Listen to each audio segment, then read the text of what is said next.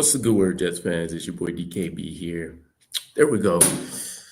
Welcome in early, good morning. I think this might be the earliest that I've done a show so far, but wanted to jump ahead of our Friday matchup in the preseason and really run through 53-man roster predictions, right? We've had some interesting trades come up in the last couple of days, and really the flow of practices, the series of events between the Packers game to the Giants game and the aftermath of both of those events, I think are probably the most pivotal, right? You've obviously had your standouts in OTAs. You've had your guys that have looked good in flashes and such in the beginning portions of training camp, but there's going to be a lot that they're judging based off of, and I'll be curious just how much of that is going to come down to what's happened over the last 2-3 weeks here. And of course, because we're doing this ahead of the Eagles game, we're not going to have the feedback from that either. But I think in many cases, you can make the argument that unless somebody just blows the door off in that game, a lot of this you can kind of predetermine what may actually end up happening, right? So give me a few moments here. So for starters, while I'm getting this set up as well, this is Nuzlocke style, right? So for anybody that's not familiar, I think it's mostly come up in like Pokemon settings and stuff like that. But we're not just going to run through, the top players and all that kind of stuff and start stacking things. I have it randomized. We're going to have a wheel. It's going to spit out the names for us, and we're going to run through our roster that way. I think it'll make it a little bit more entertaining and a little bit harder to calculate how you want to see these guys fit on the roster here. And this does include, let me confirm, I believe I do have both of the new tackles that we brought in Jawan Briggs and Harrison Phillips. I am missing Phillips. Let me add him in real quick.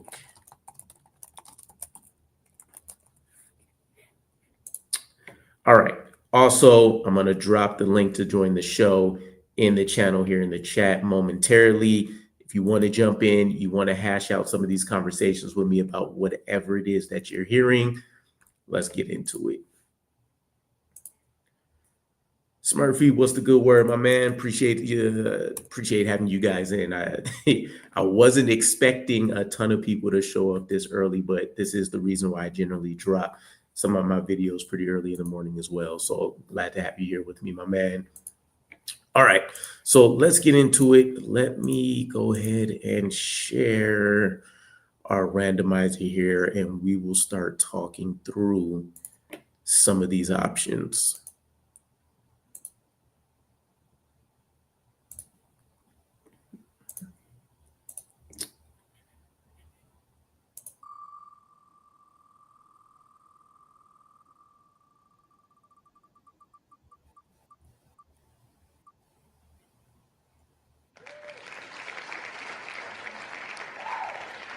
Okay, Jamal Pritchett starting off. Give me 1 second. Cool. Don't need the audio from the randomizer. Okay, Jamal Pritchett. Interesting right off of the gate. So I didn't pre-plan a lot of this stuff in advance, by the way, in terms of how I want to break up how many players are fitting into each position group, etc. That's part of the reason why I did also want to do this Nuzlocke style. So off screen, at least for the moment, I do have kind of the depth chart unofficially that I'll be tracking this by. And Jamal Pritchett is a guy that I feel like definitely has made the roster. Not only has he looked like the better returner when he's gotten the opportunity, more confident in securing the ball and then being able to go out there and make a play.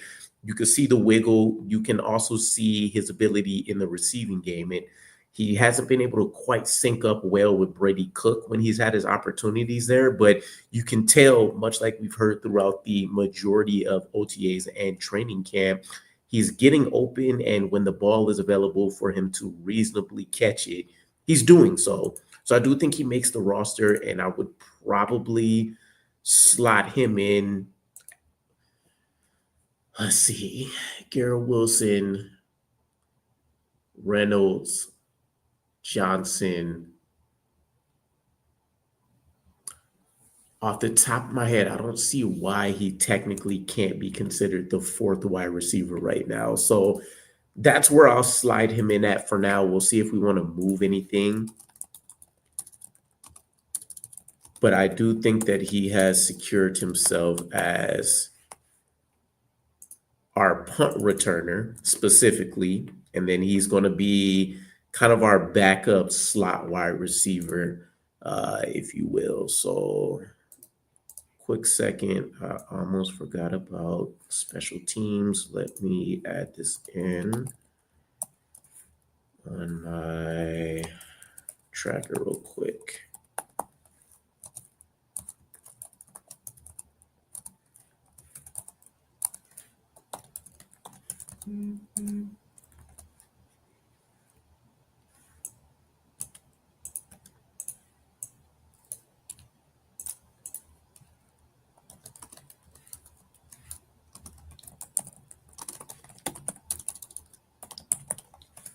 All right, cool. So pretty easy one, pretty straightforward one to run through. It helped me get things started here. Let's keep it pushing.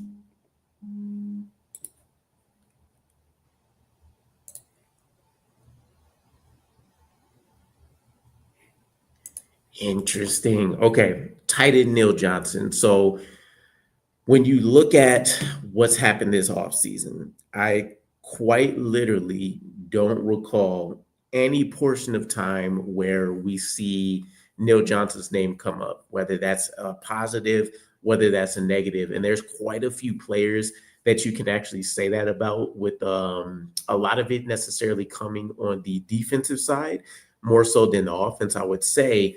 But keep in mind, there's also not a ton of options in this tight end room to truly just feel absolutely great about, right? And there's going to be a conversation that we have here when it comes to Andrew Beck, when it comes to Jeremy Ruckert, about what that should look like. Are we keeping both? Is there a reason why maybe we play a little roster gymnastics and we keep one over the other, et cetera, et cetera? But you're talking about tight end 3 here specifically, and who knows, the Jets may want to keep 4.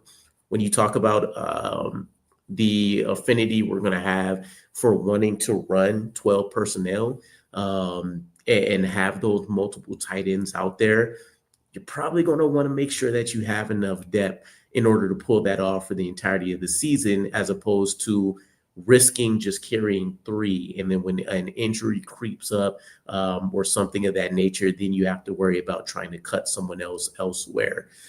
For now, I feel like he hasn't moved the needle whatsoever. It probably won't hurt us to cut him.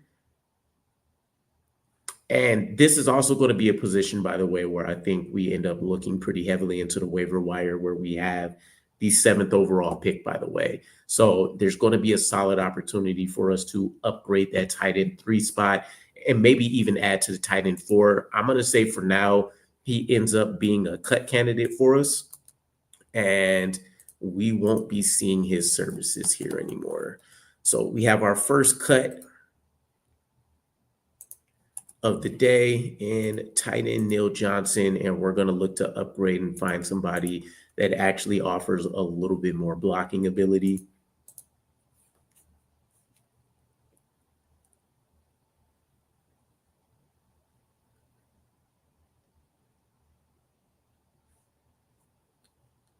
Okay, so guard Marquise Hayes. He is next up. Marquise Hayes, again, another player, relatively quiet off season, which on the offensive line is more of a good thing.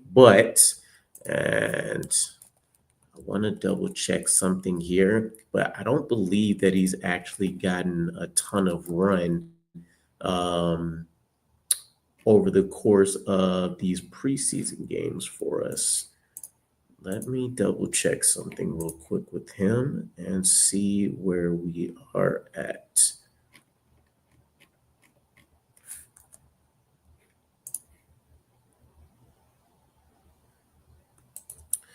So we picked him up back in mid-June, just while I'm diving through here. Wasn't a guy I think anybody was overwhelmingly excited about, right? But he did bring us some size, 6'5", 318. Um, and he was at least another capable physical body, if nothing else. I'm not seeing his splits anywhere for the preseason games. Let me check with PFF real quick. If they're going to have it, it's going to be in here for us.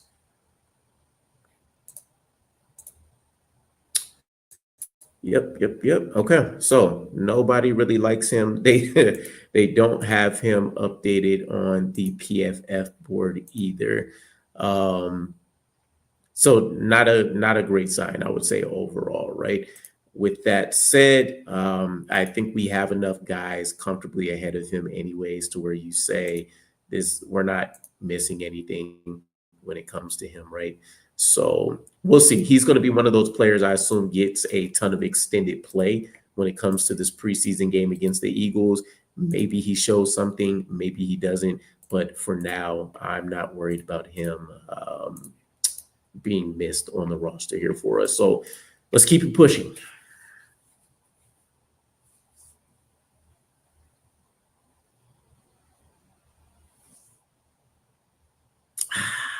Thought I was getting an easy one. Okay, Braden McGregor. We picked up a couple undrafted free agents last year. Eric Watts, Braden McGregor being two of those. McGregor was a guy that people felt really good about future state-wise, because not only was he coming from Michigan, we know the Harbaugh legacy, we know, championship pedigree and all of that kind of fun stuff for him. This was going to be an opportunity where once he came back healthy, and with him being able to utilize a ton of patch rush moves, etc., you felt really good about what he could turn into. And there's definitely the opportunity that he can still do that, but it does feel like he's lost some ground to Eric Watts. He's not physically built to just be overwhelmingly imposing, not overwhelmingly fast. And again, that injury history is a bit scary. So with someone like McGregor, this is where I'm potentially leaning towards more of the practice squad for him once again.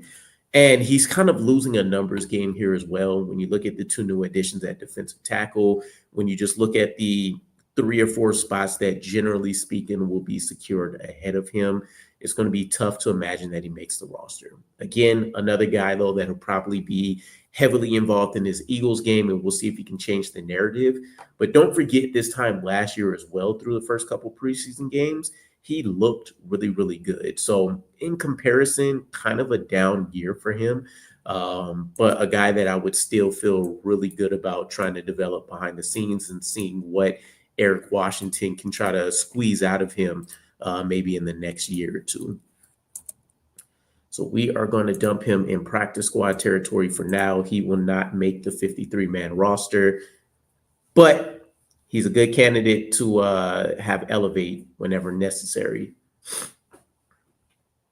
Okay, very easy money here, right? I think with AVT, clearly going to be our starting right guard. I think in a pinch, they are going to try to use him kind of like we've seen with Joe Tittman if there ends up being any kind of scary injury at tackle. But we don't need to beat a dead horse with this one. I'm going to upgrade here on my sheet that we have our starting right guard, and we're going to keep it pushing. By the way, AVT might have looked like the best offensive line player this offseason for us, which is huge. Not only did he have his first healthy offseason, but we also know that with him having his second year, just being able to line up at guard, it's going to do a lot of good for him. We have another easy mark here. Quentin Williams, obviously going to be our starting defensive tackle. The biggest question mark is really who's going to be paired up with him. And I will be curious. He's not going to play in the Eagles game, of course, but with the lower leg injuries and stuff he's been dealing with, I want to see if he'll look dominant in that Steelers game. So we'll see. But a more intriguing name here, Michael Clemens. Now, I want to say that he's kind of locked in here as a potential edge 3 for us. The caveat with this and the asterisk, I could easily see him on the 53-man roster cuts as well. And the only reason would be if the Jets feel like they're comfortable enough with whatever potential cuts are going to be out there and bringing someone in to fill that same void. Michael Clemens' attitude and his propensity to get himself kicked out of games, in addition to just making some boneheaded mistakes that are going to negatively impact the team anyways. If you are going to make yourself and keep yourself available on the field to see if you're even worth having on the 53-man roster, you might as well get rid of him.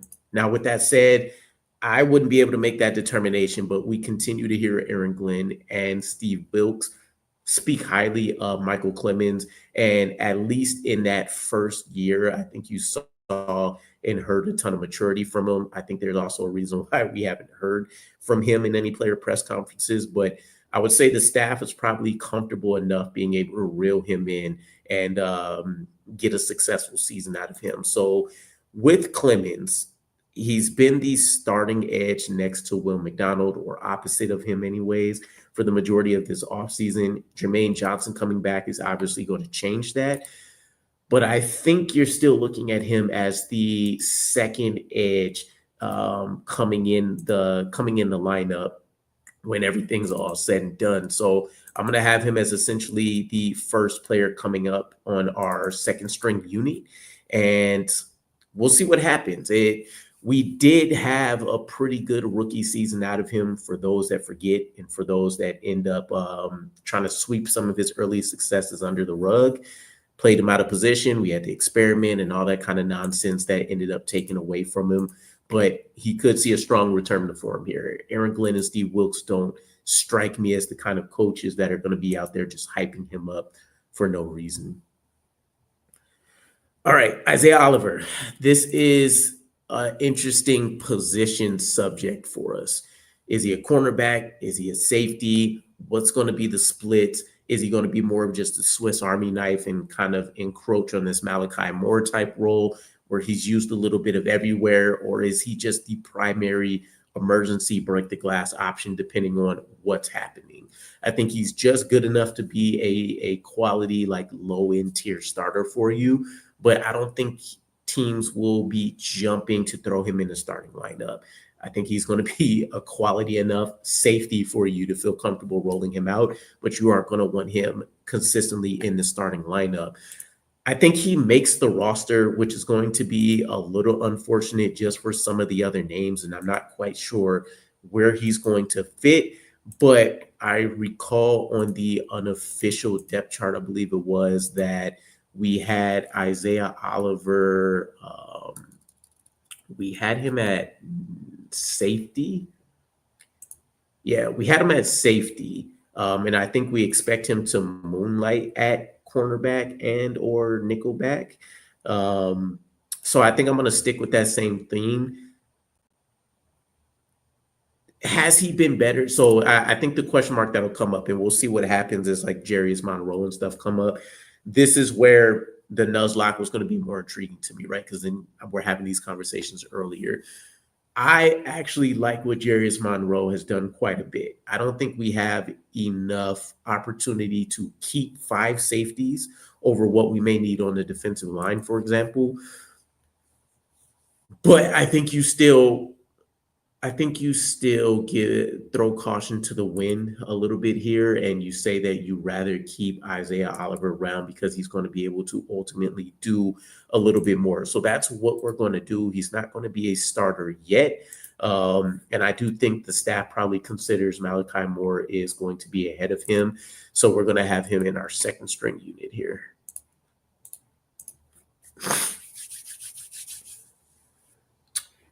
Appreciate you guys sticking with me again. By the way, link in the comments for anybody that wants to jump on stream and hash out some of these conversations with me.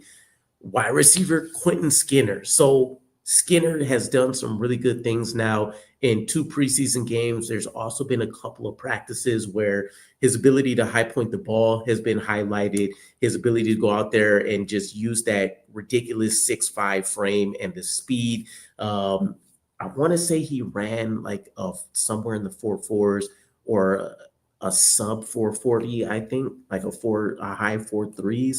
Can't officially recall, but you obviously see it out there on film. And I think the catch that he had in the was it the Packers game? I think boundary in between two players. I think highlighted what he looks like at his best. Now, I don't know the Irvin Charles conversation comes in here, and I think this is where you can have some of those roster gymnastics, right?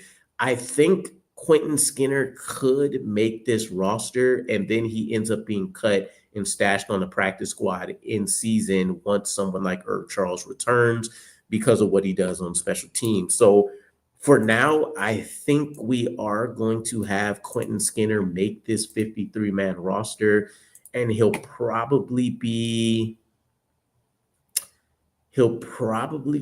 wide receiver 6 for me, I would say.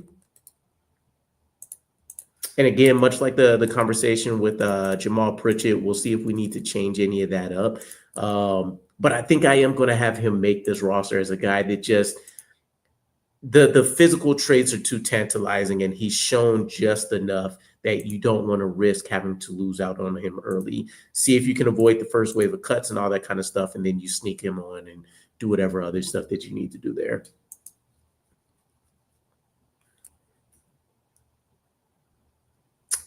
Dean Clark. So this one's pretty easy for me. I think outside of his successful game against the Giants, and some of those plays were just happenstance, in my opinion, not to take anything away from him, make the plays that are there. But he hasn't done anything overwhelmingly good. And when we originally signed him as the undrafted free agent, my thought process was he's going to have a leg up in this room because he's played so much college football, and he's generally been the go-to guy on the back end for a lot of his teams, as well as playing Swiss Army knife roles and all that kind of stuff. But I think he's a bit underrated now with the last week and a half or so looking good for him. But I don't think he's done enough to outbeat guys like Jarvis Monroe and stuff who still may not make this roster in my mind. So he's going to be a practice squad candidate for me and will not be making the 53-man roster here.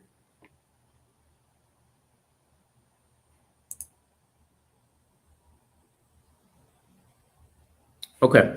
Pretty easy conversation. We need a long snapper. I don't think we're going to do anything crazy here. We're trying to move on from our longest tenured player in the building. Thomas Hennessy, easy conversation. He stays. Still also, let's not forget, a leader in that special teams unit as well, just in terms of being able to address any player concerns, etc. Bump Cooper, the cornerback, another easy conversation. Haven't heard a drop, a lick, anything from him that would indicate that he's done anything well in order to stay on this roster. And so he will be getting the boot. And not to say good riddance or anything, but there's going to be more intriguing guys that we're going to give consideration to. I don't even necessarily think he's going to be a practice squad guy. For me, this will be an outright cut. Leonard Taylor. So what do we do now after adding in 2 defensive tackles and after seeing kind of a litany of injuries really impact our defensive interior? Now, he had the standout game in the Packers. He's had 2 or 3 practices, from my understanding, that were really good, multiple sacks, high level pressures, etc. I don't know if the consistency has been there. And so a lot of what I think we've been hanging our hats on, or at least from my perspective, what I've been thinking of is we were supposed to have a first round caliber defensive tackle that we picked up. Let's just call him a day 2 pick to be safe. And yet he hasn't really made good on that promise. There hasn't been developmental leaps and bounds, but just what he's capable of being able to do as a penetrating defensive tackle, kind of in that Rashawn Gary, I guess, type mode. Do you want to risk losing out on that, right? Now, I would say Quentin Williams comfortably ahead of him. I would say Harrison Phillips, the new signing, comfortably ahead of him based on what he's done. then I would say you're looking at what J2 Feliz did, and you're saying, I want to buy in on that. Byron Cowart was a guy this team felt really good about for the majority of his healthy tenure this training camp. And then we haven't seen from him. And then you're probably carrying 5 DTs, right? So does Leonard Taylor become that fifth guy, or do you feel like you want to, I don't know, who else potentially could be ahead of him, right? I think Nadi is fine. Fatoma Mobile is fine. Leonard probably makes it. If it's me, I'm keeping him around as the fifth guy for us. So let's go ahead and make that happen.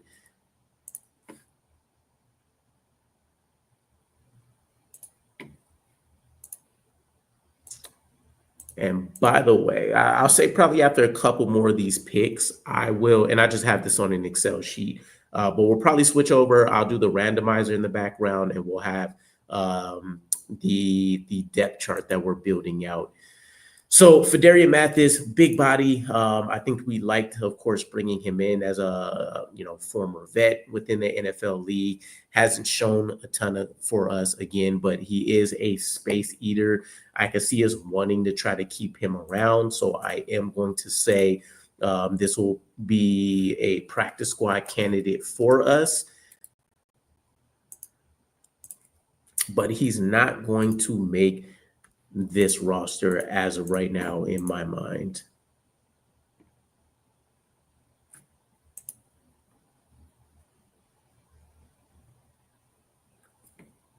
Okay, not as easy of a conversation as I was expecting, but I still think these signs indicate that Nick Folk is going to win our kicking role.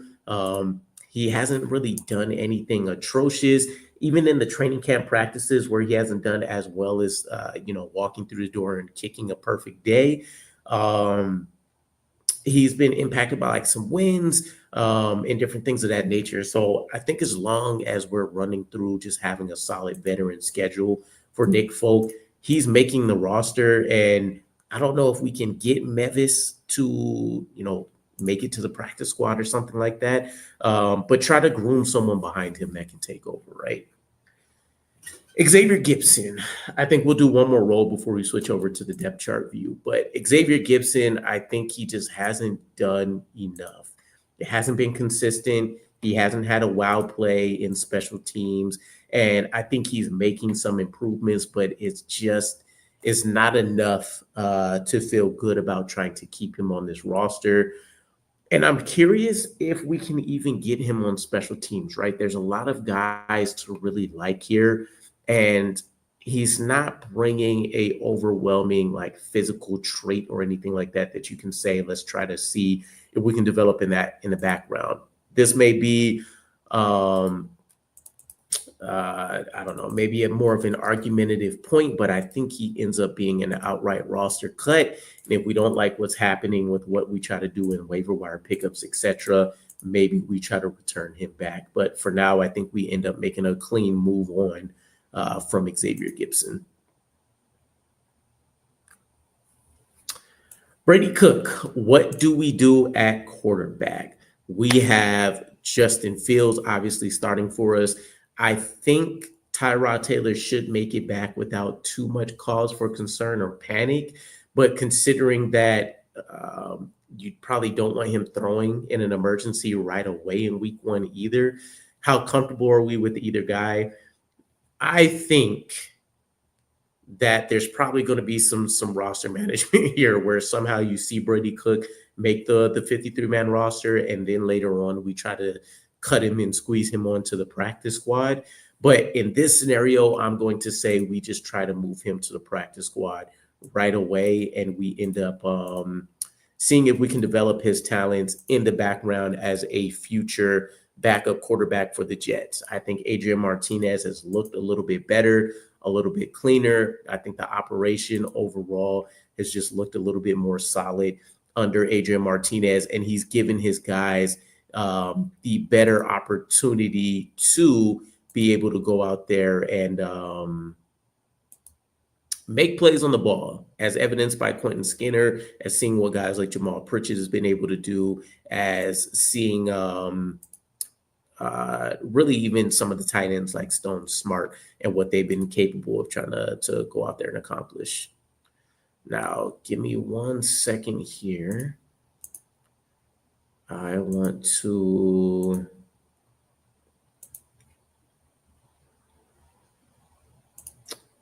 throw up. Here we go. So here is our current depth chart that's being built out based on what we have being randomized here.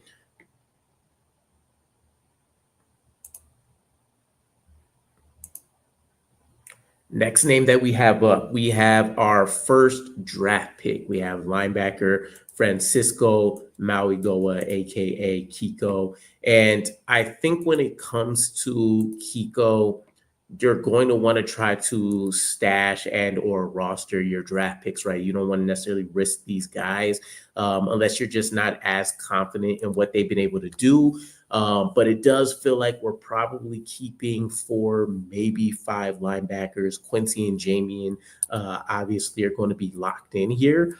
But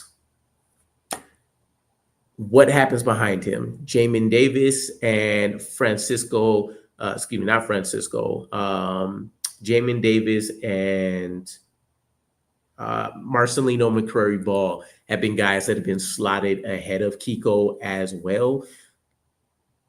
I don't know. Are we going to actually end up keeping 5? Let's say we have 11 or 12 guys on the D line. We're going to keep 4 safeties. Maybe.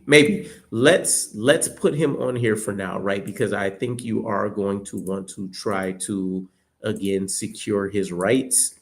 And make sure that you don't lose out on him. And I think he's been as advertised for the most part anyways. A downhill guy, he's going to come in, he's going to thump and move some bodies, and you hope to up his play recognition a bit and his instincts to be able to go out there and trigger a little bit more, at least on some of those lateral plays.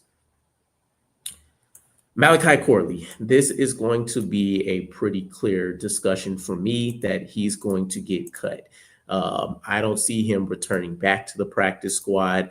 I don't think, in my opinion, that Tanner Engstrand is even happy with the results that he's seen from him, even though he mentioned that he's doing everything that's being asked for. But there was a specific play that happened, and I believe it was in the Packers game, but it might have been the Giants, where we did like a shallow cross on like a broken play to someone. They caught the ball, and Malachi Morley ends up getting in the way. Like he didn't look to try to find a DB to try to like block and move or anything. Kind of almost seemed like he was even expecting to potentially get the ball, but ultimately looked lost. And then he just kind of turns to the sideline, and he has his hands up and he's looking to see if he's even going to continue to be on the field there. So we've gotten almost nothing out of him. And if you want to talk about even his ability as a gadget guy and just the physicality he's going to bring, you can look to try to find that elsewhere. So it's unfortunate, a wasted pick. Didn't really see too many good things out of him, but it is what it is. Our next guy here is going to be Tony Adams. Tony Adams, I think he's clearly making the roster for us. Will he be starting is going to be another conversation, but I think with him, it's going to be a pretty clear role where you see him transition more into more of a strong safety, closer to the line of scrimmage, utilize some of that speed that he has, and then you'll throw him into the mix when you need to give some breathers and such potentially to Andre Sisco. Mason Taylor is our next player here, our second draft pick, and I am clearly throwing him into the starting role. I think he's done an excellent job for us. The only catch of Justin Fields on the night, by the way, but all the signs have pointed to this is a guy that we should expect big things from. And that doesn't mean he's going to have an 800-yard season, especially the way we've seen our passing attack go and such, at least this offseason. But he is going to go out there and make an impact in the ground game and such.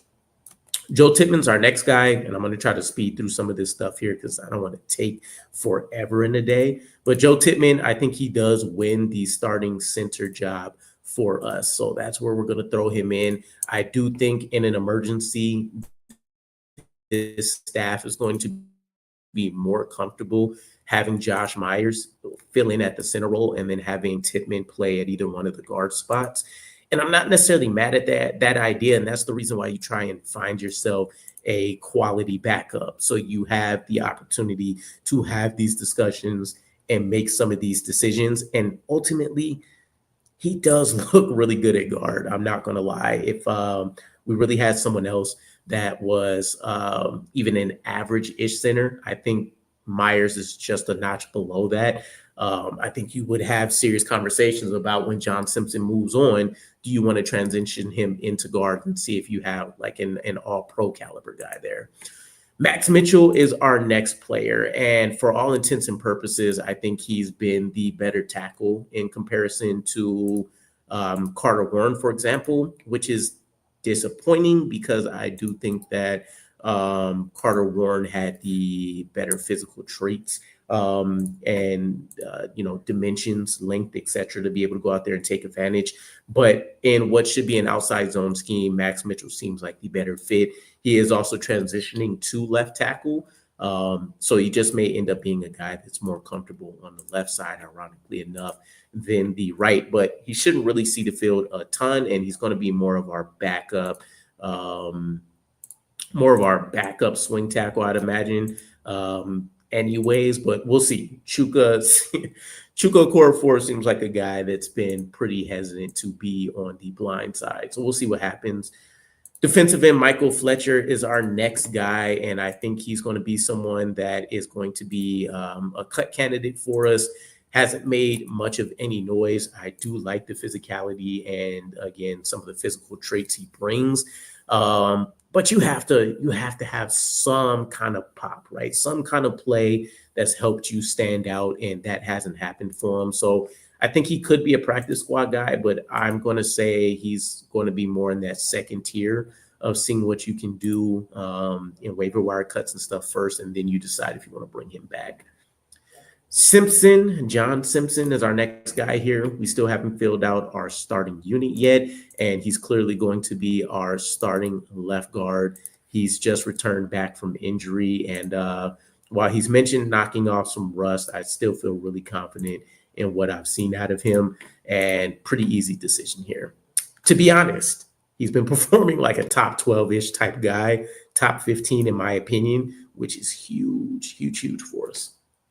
Armand Mimbu is our third draft pick that we've fallen into here. He is going to be our starting right tackle. The only draft pick, by the way, to officially on the unofficial depth chart get notated as a starter. And I think you see why. And even the rough practices against the Giants, I'm not going to knock him for it. Sounds like he's having a rough go against Jermaine Johnson, who's returning and amped up as well. And I'm not surprised, right? There's going to be the adjustment period. Trench play, no matter how much of a physical freak you are, for the most part, is still going to be one of the hardest positions to try to acclimate to physically. Boog Smith,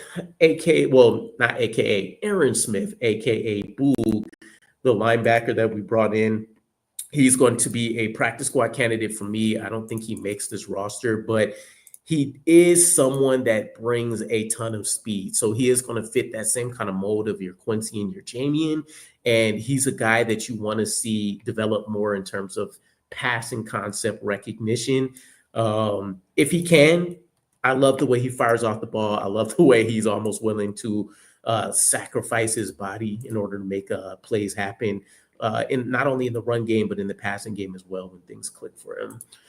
Now, Marcelino McCrary-Ball, I do think that there's some idiotic stuff that obviously happened with hitting guys out of bounds, etc. But he's made more plays than anybody not named Jamian or Quincy out of that linebacker unit this offseason. And I think that's going to be something this staff is happy about.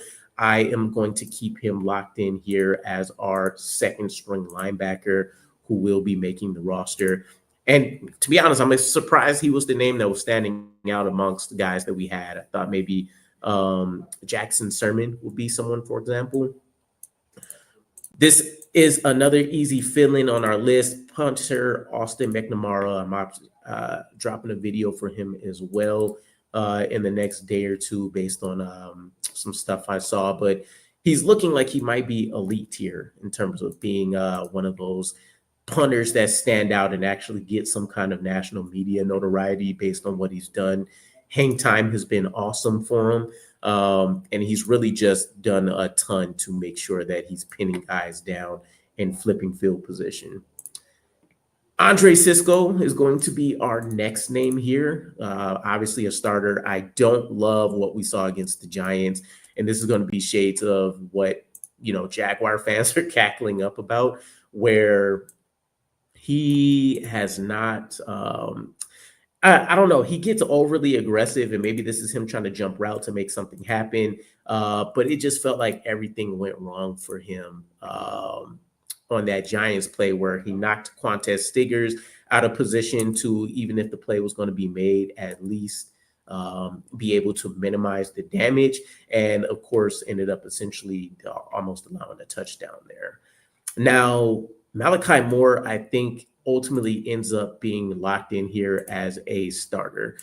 If I'm looking at the depth chart right now, I do want to kind of drop Tony Adams or Isaiah Oliver over Malachi Moore, with the caveat that there's some injury stuff, some nicks and bruises that's kind of there right now.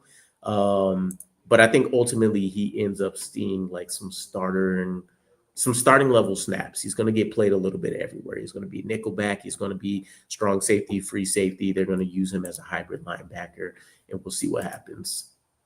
But be really excited about him. He's everything that Dean Clark should have been theoretically in my mind, as those guys that have played a ton of snaps here. Quantez Stiggers is next up. Anybody that knows from my coverage with him, he is one of my guys. And I do think that you are looking for him to come in and be your primary, backup coming in to take any kind of snaps there. And by that, I mean he's going to take over the Brandon Echols type role. If a starter goes down, you feel extremely comfortable about him coming in. You're not really having to fall off. I think he brings traits that you get really excited about. And I think you continue to see some of that sticky coverage that would have excited Robert Saleh and the last coaching staff. And the special teams really stood out for him this offseason as well to kind of help make this a bit of an easier decision. Eric Watts. Now, I think that there's an opportunity for him to make the roster. When you talk about beating out someone like Rashad Weaver, for example, in my opinion anyways, and probably being the guy that can overtake Michael Clemens in the future. I don't know how much the staff has bought into Clemens long term. Even though they feel really good. So we'll see what happens with them on the season, right? But I think Eric Watson, what he's shown in run defense at least, is good enough to help secure him a spot here next to Michael Clemens, for example, if you were to talk about who would be the next pairing to step up here. And honestly, he brings a ton of length. He brings a ton of stuff to get really excited about. So if I'm D-line coach, Eric Washington, I'm looking at him and I'm saying I can turn this into something.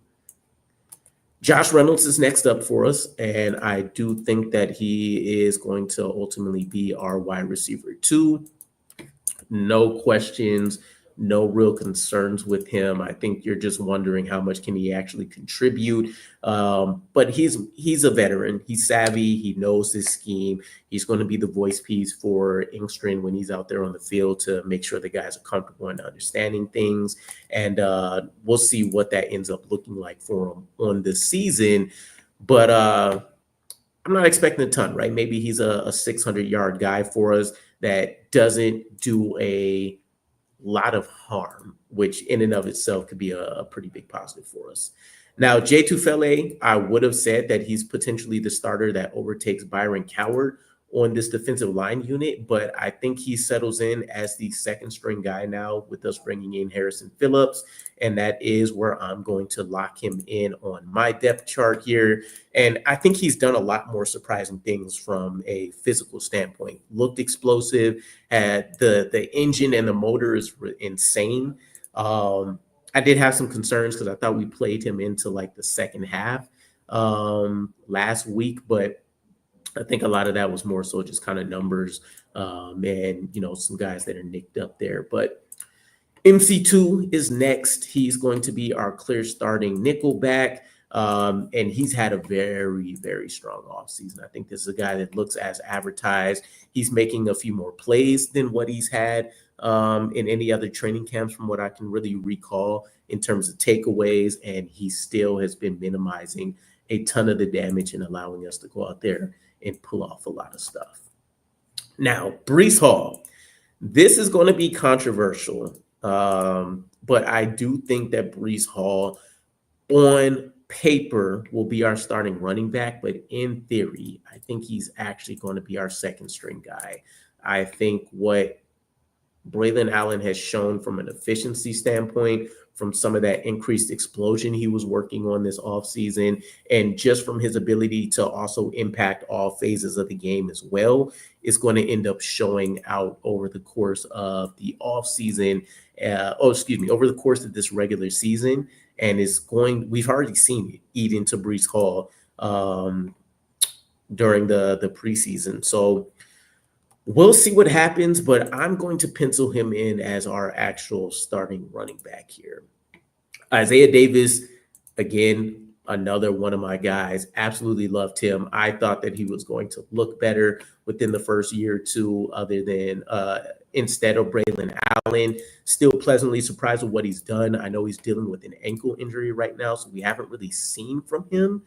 And so there's a video I was expecting to drop on this as well, but essentially there's a new rule or kind of new procedure when it comes to injuries. You can add 2 guys to injured reserve without it counting against your 53-man roster. And so let's just say that he ends up being one of these guys. We say we're comfortable with him missing the first 4 games of the season. And I think someone like Donovan Edwards ends up taking his place, and we'll see what he does with his snaps there. But in my opinion, he is clearly going to make this roster. Has done nothing to not look like a decent, Ty Johnson type replacement type person within this offense for us. Someone that we should continue to be excited about. Demir Miller, he's making my practice squad. He brings elite speed. There's going to be questions about his consistency in his route running and stuff. But I think that is something that you can definitely work with 100%.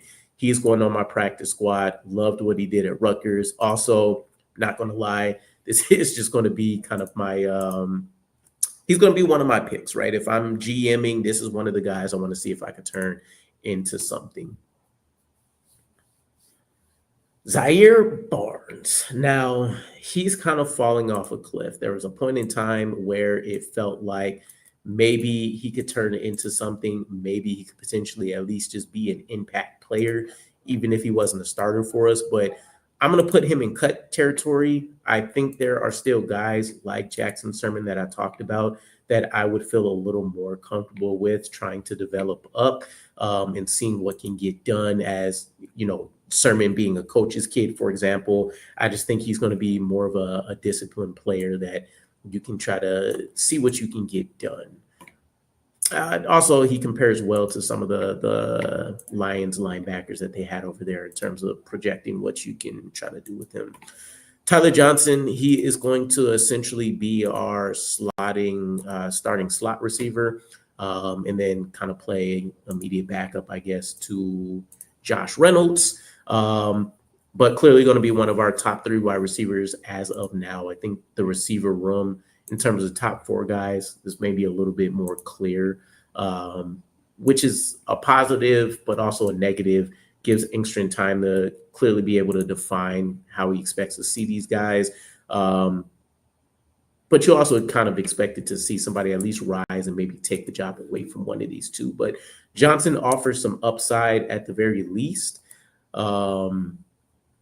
Based on what we've seen when he has looked really efficient at other stops like the Rams, for example. Will Johnson, clearly going to be one of our starting edge players. Will McDonald, no concerns with anything in his game. I do hope that he has these next 3 weeks to be able to continue to rest up, recover from that back and that, I believe, calf injury that he's trying to make sure it isn't an issue. Now, this is probably one of the more underrated decisions that the Jets staff needs to make. He's labeled as a linebacker, Jamarcus Weston. Now, we have Marcelino McCrary-Ball, we have Francisco Mauigoa, we know we have Jamian, we have Quincy. Do we have enough spots for Jamarcus Weston to stay on this roster? I think even earlier in the camp, he was labeled as a defensive end. And also, this guy was just weird in terms of his career. He's played safety, he's played wide receiver, he's played linebacker, he's played DE. He's been all over the place, but he's been a core special teamer for Florida. And so what do you do with the guy that's going to be a menace as a special teams player, but probably is going to offer very minimal, even snap count usage anywhere else?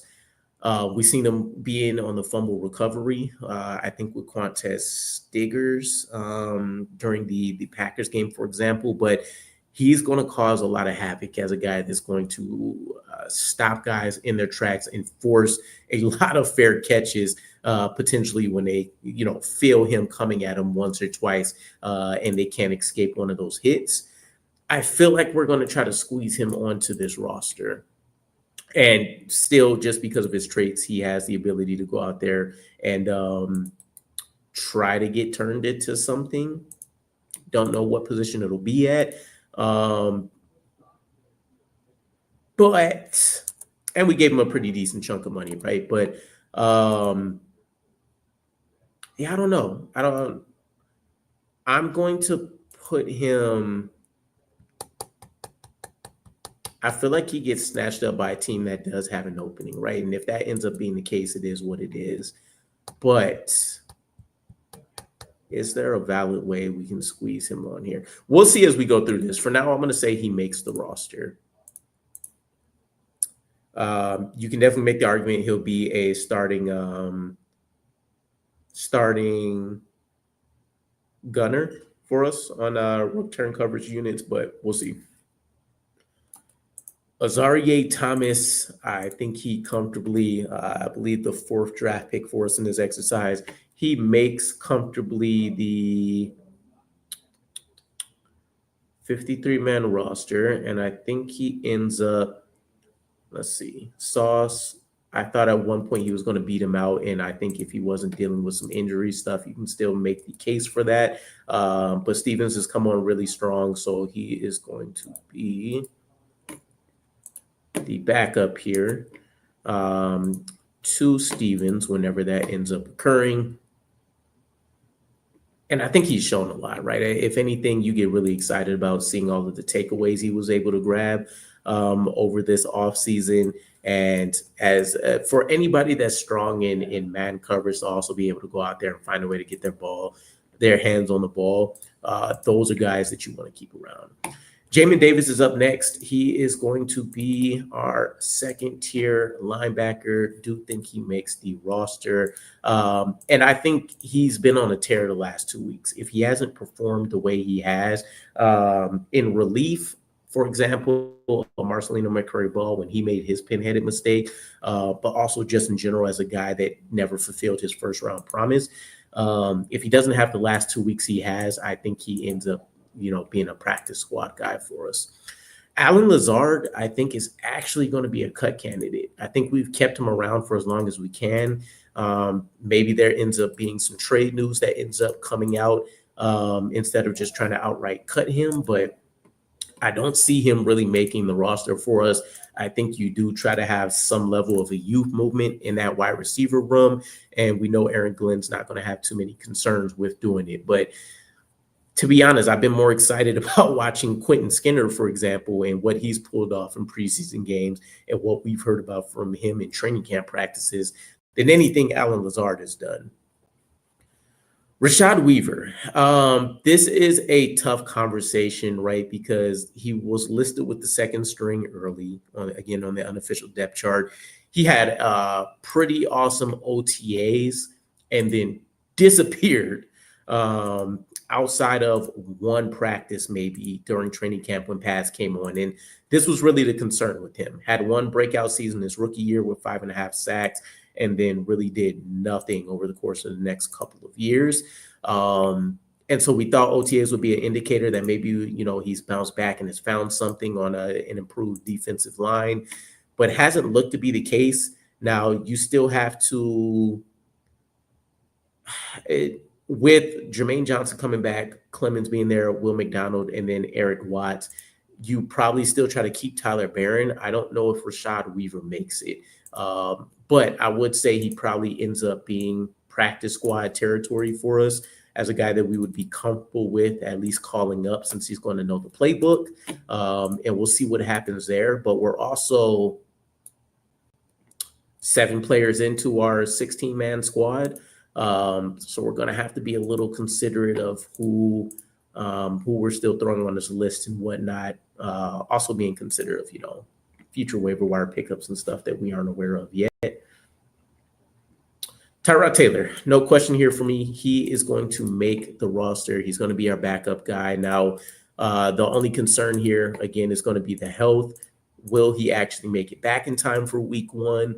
Or is this going to be a situation where we offer some kind of scare? We did bring in 2 quarterbacks, neither of which, Nathan Peterman and I'm forgetting the name of the other guy, but neither of which I was overwhelmingly excited about. CJ Beathard. So hopefully he makes it. I feel like we need him for sure, but what can you do? Tight end Zach Kuntz hasn't. I'm almost tired of mentioning his name, right? Because with the traits that he has, you really wish that he would show you something, anything that would make you, jump for joy with him, and that hasn't been the case. But I do think, Steve Hayden getting a chance to get a look at him along with Jeff Blasco, maybe they want to give him a year with their staff to try to figure things out. So I'm going to practice squad him as well. I still think we look at other alternatives in order to fill out that 3rd and maybe even 4th potential tight end spot.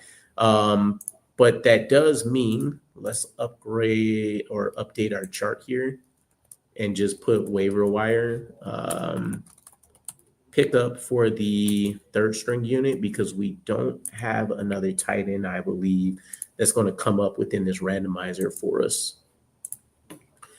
Peyton Page, the defensive tackle. Now, he was highlighted specifically by Steve Wilks as a guy that he was really excited about, was really demonstrating a lot of gusto, if you will. But I think he fell victim to the recent trade pickups that we acquired.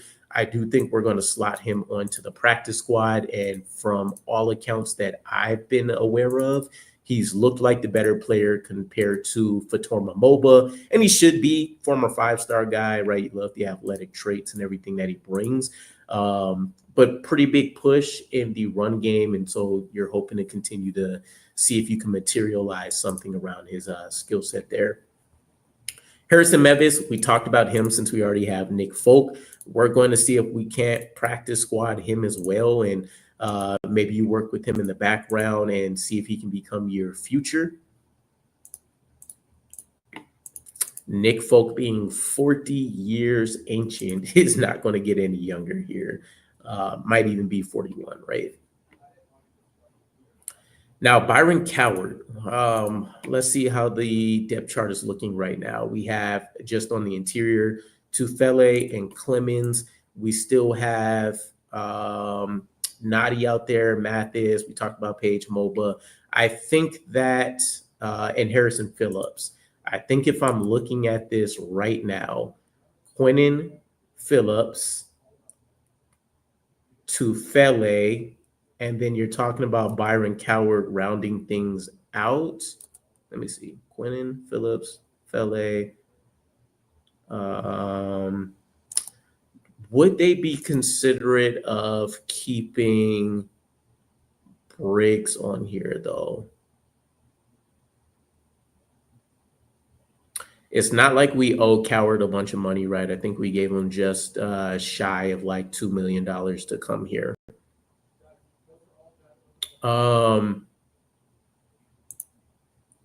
Would I be more comfortable? I feel like I would be holding on to the concept that the team identified him as the guy next to Quentin Williams pretty early, and maybe that's something you want to stick around with in comparison to Briggs, who's going to be younger, more youthful. But I don't think you trade a guy just to have him cut, right? So in this exercise, I would say maybe he gets practice squad. And we end up going with the youth and then seeing if we can bring him up. I also don't believe that he's come back healthy in camp yet so far either. So we'll see what happens there for him. But probably a guy that we see in the Eagles game if he is healthy. Sauce Gardner, very easy conversation. Also sounds like it's his best training camp of his Jets tenure so far. Something that should be expected. Let's go ahead and throw him here. Tanner McAllister, the cornerback, not a guy that has made a ton of noise whatsoever either. And we're going to start getting into the weeds here with some of these names, but I think he's just going to be an outright cut. And, we'll see if there's any roster gymnastics, but I'm not concerned. Leander Wigan is a guard, and I think ABT Simpson, you have Cole Lavallo that I think makes the roster. You have Xavier Newman, who I think would be more of a security blanket for us. I think Leander Wigan makes practice squad, and he ends up being the IPP designated guy for us. And we will try to develop him for future usage. Carter Warren, I think this is a cut. Hasn't really impressed, hasn't really done a ton of stuff. You mix in the unfortunate, circumstances where he hasn't been able to really have healthy off seasons either for the most part. And just another guy that ultimately we couldn't develop under the other staff. And so I think this coaching staff will try to take their shots with who they're bringing in, right?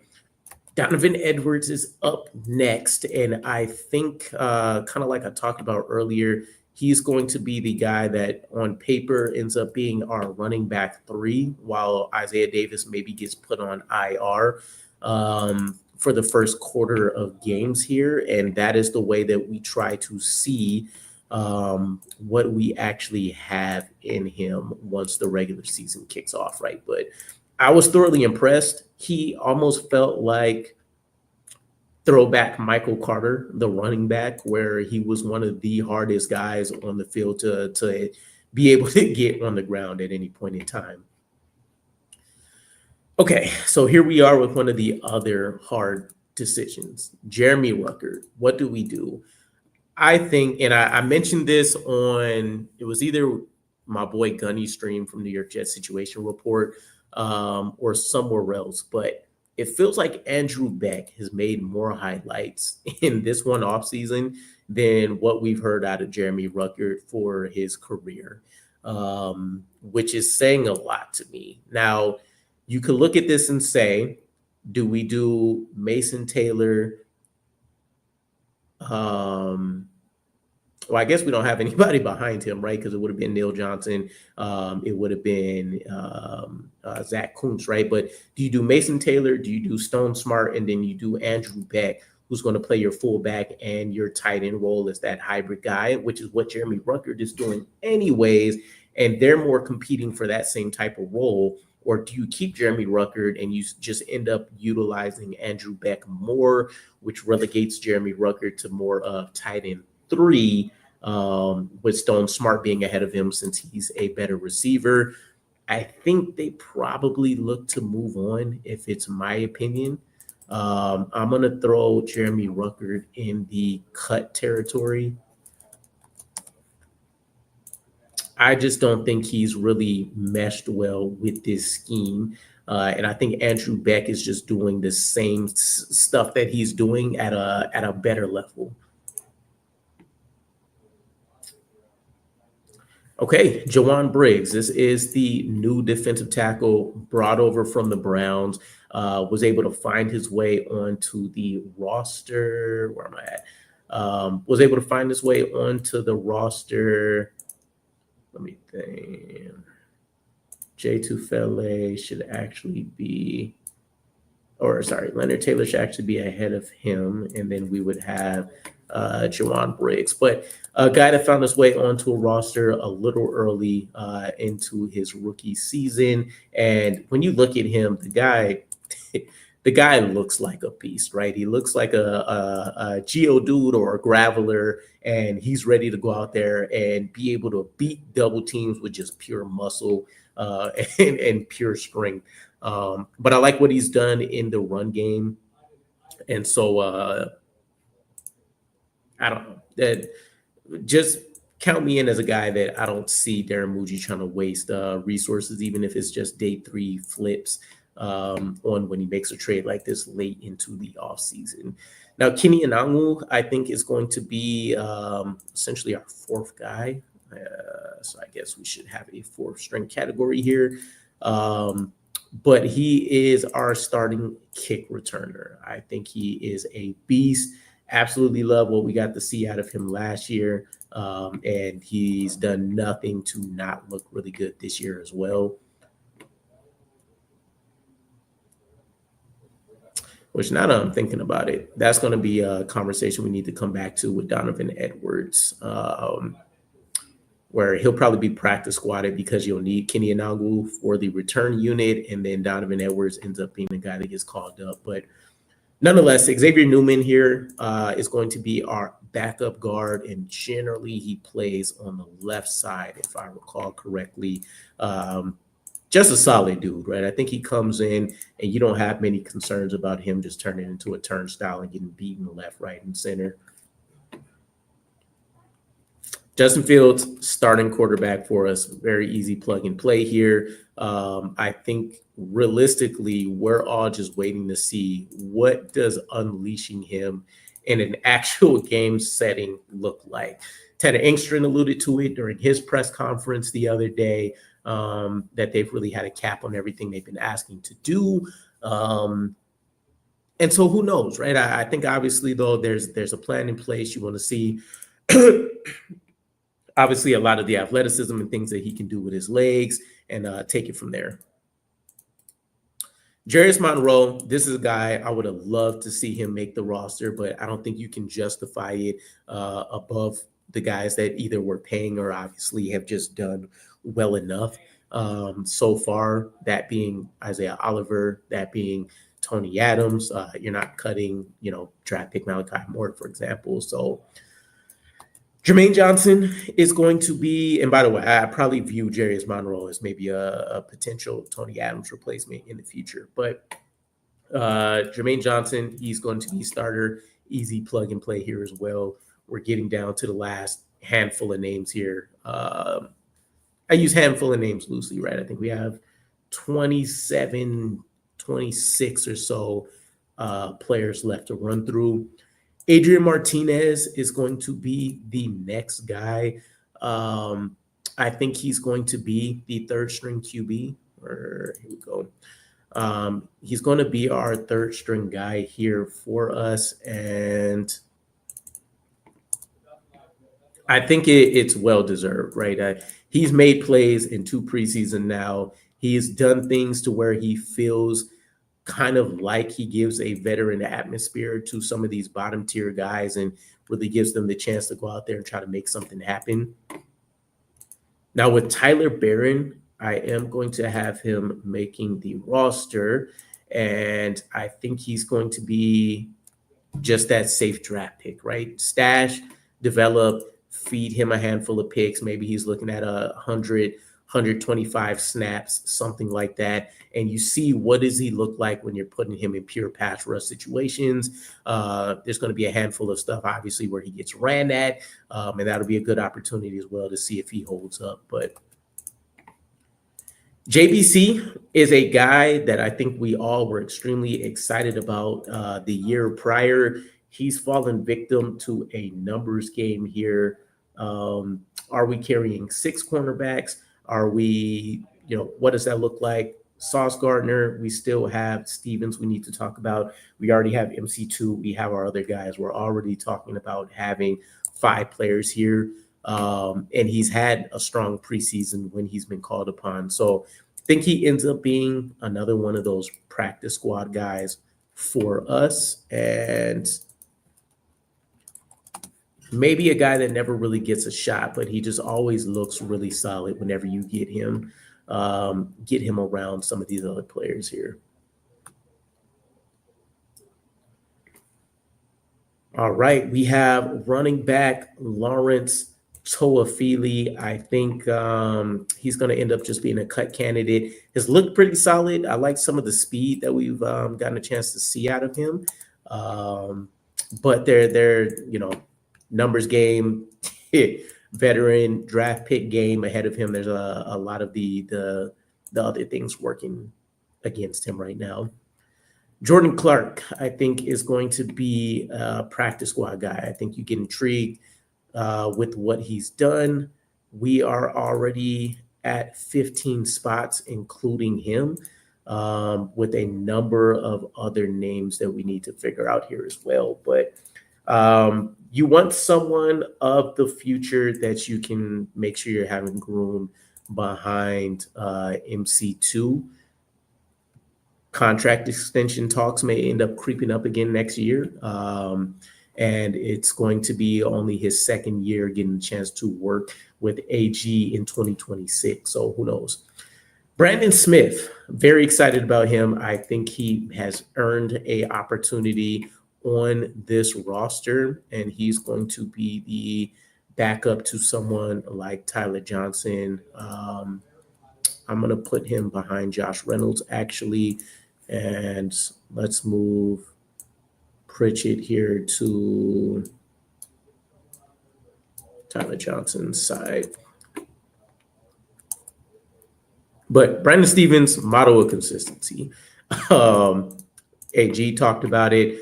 Obviously, you have guys that are like kind of almost jumping, it feels like, to talk about Brandon Stevens here and there. And just really excited to see someone in the bottom tier of the roster look like they've actually been developing and been able to do some nice things. Now, Andrew Beck, we had the conversation. I'm actually going to place him in both spots since he's playing that hybrid role. Let's move this over, and actually let's put him at the 3 in preparation of Stone Smart. But I do think he'll end up being the guy that lines up across Mason Taylor when we are running those dual tight end sets. Tackle Samuel Jackson. I don't believe he makes the roster. Not even familiar with anything that's been going on with him this offseason.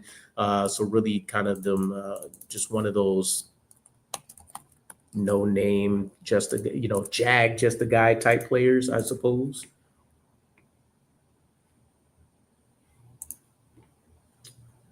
All right, we're getting into a lot of the names for starters and stuff that'll be here as well, which is nice as we get ready to wrap up the stream here. But Garrett Wilson, pretty easily going to slot in here. He's going to be our top wide receiver option. And I think a lot of people are actually starting to sour on him having career numbers and all that kind of stuff, as we understand just how committed to the ground game Aaron Glenn and company is going to be. And you throw in some of the struggles with what he's been able to not do with Justin Fields as well, makes a ton of sense. Brandon Stevens, we know he's going to be starting now. And again, I do think a lot of that is based on not only his development over the course of the last 3 weeks, but also Zaire Thomas not being available. Liam Fornadale, our UFL pickup, one of their best players, if not the best player on the interior for that league. He's going to come in. He was made the third string center in the unofficial depth chart for us, but I think we're going to have him in at guard. That's also where we saw him over the course of the preseason, and maybe he moonlights as that emergency third center option. Olu Fashanu, he is going to be obviously our blindside protector here. Ton of great things that we've heard about him, and to be honest, he's one of those guys that you expect to reach that all-pro territory. So glad to see he seems like he's still on that trend. I definitely know or recall anyways that Connor Rogers was high on him definitely being a future all-pro, at least by next year, if he can't find a way to sneak in there this year as well. Chooks, obviously going to be our primary swing backup, in my opinion. Maybe they try to keep things a little bit more consistent, and whenever Olu and or Mimbu need a break, they just call up Mitchell or Chook to replace that specific player. But in my mind, you're gonna lean with the veteran. Arian Smith, he is going to play backup here, and I think he's done an excellent job reversing the narrative around him in hands and what he can actually do. So with him, you feel like sky's the limit, but he at least fills in really good with what we want to do in the run game and stuff as well. And he's going to be that guy that most likely is going to be the reason we see any explosive plays through the air more often than not. Jamie Sherwood, going to be our starting Mike, has done a really good job just being able to handle all the duties of being the quarterback on the defense. We have Derek Nottie. He's going to be cut. I think we believe that maybe there was a little bit of gas left in the tank. The championship experience he was going to bring it from the Chiefs, we thought would rub off a little bit. And not to say that that didn't happen, but he hasn't been able to back it up with these skills. I believe we have Fatorma Moba here. I think he's going to be the guy that rounds out the last of our practice squad. That is, I believe, 16 players for us. Yep. No, we have one more left because we get IPP, the international player, Leander Wigan, is not considered as part of our list. So he's going to fill in the 15th spot. We're going to see what we can develop him, what we can develop and get him to do, but as kind of a young athletic guy with a ton of upside and really just hasn't been able to be put in a ton of positions to get playing experience. We'll see what happens. Stone Smart, coming up on the last 9 names or so here. Stone Smart is a guy that's going to fill in. He's going to be that true receiving option for us in the game, whereas Mason Taylor is going to fill that all-around role, and Andrew Beck is just going to come in and do a little bit of everything. Braylon Allen, I talked about. Bit controversial. I am going to have him as our actual starting running back. I think he's just been kind of outpacing Braylon Allen at every point this offseason. Bit unfortunate, and feels like the writing's on the wall when you consider the contract situation and stuff coming up. But